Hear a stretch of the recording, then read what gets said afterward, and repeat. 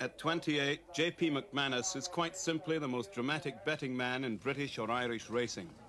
Here at Leopardstown on the edge of Dublin, it takes a special player to cause a stir, because the best Irish punters have, by tradition, the kind of nerve that would enable them to thread a needle in an air raid or play snowballs in an avalanche.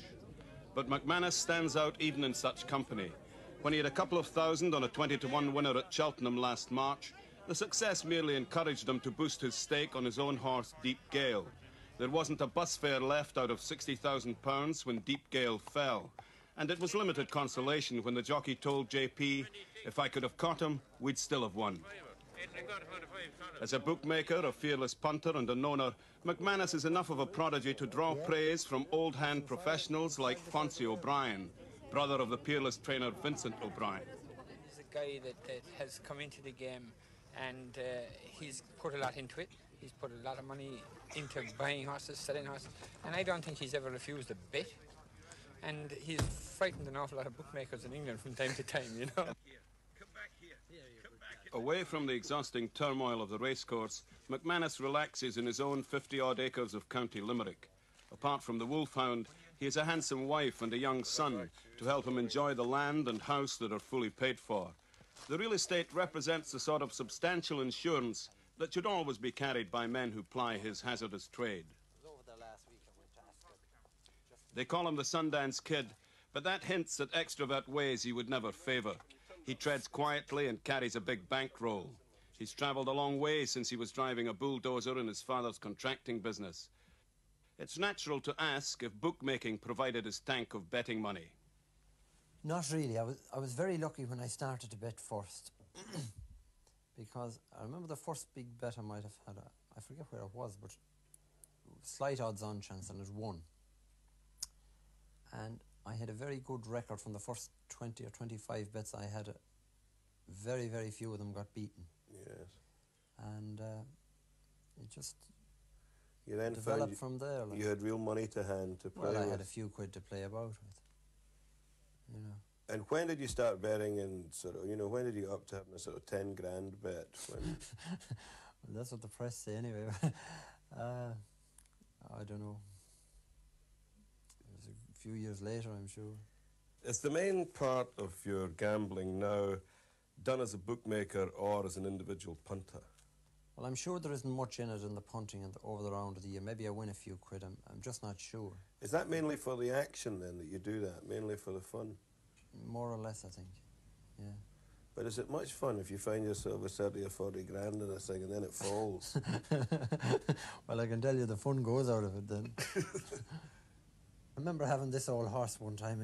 I only owned a share in him, or a leg in him, as they say. And we thought, like, well, he was no world beater, but we always felt we could place him to win a race somewhere, like.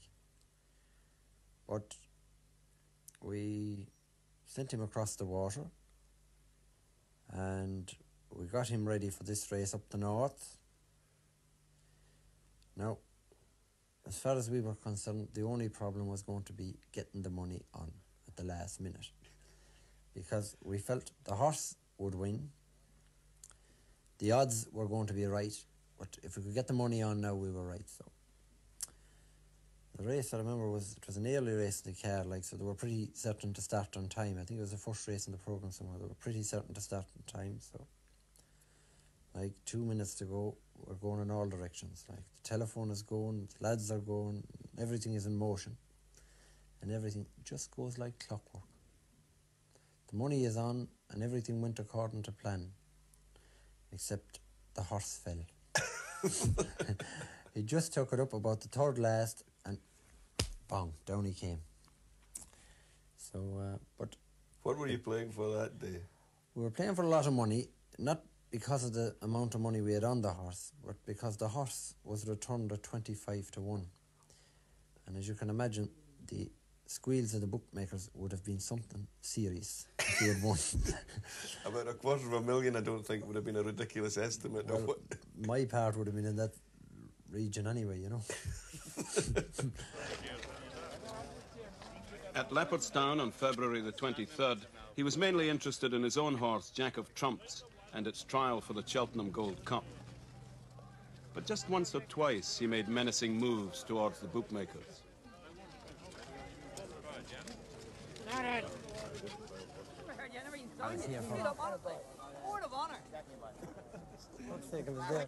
The failure to lodge that bet did no harm.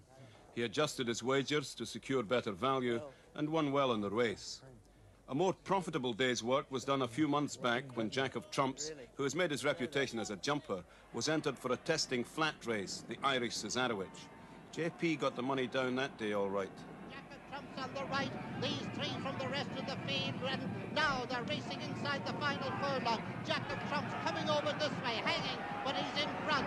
And as they race to the finish now, it's Jack of Trumps who's going to win it. Jack of Trumps has been picked out to win it. Jack of Trumps has won it. Jack of Trumps from Potato Merchant. The coup had been landed. It was about 4-1 early to, ended up taking 2-1. But he just got home that day, you know, he just got home. But did that provide a little ammunition for subsequent activities? Exactly. Backed him for the Gold Cup then. I think it was, I left it a few weeks after the Cesarewitch. And we backed him at about 12 and 10-1 for it, for the Gold Cup. To win something more than 100 grand, I think. Yes, something around those figures.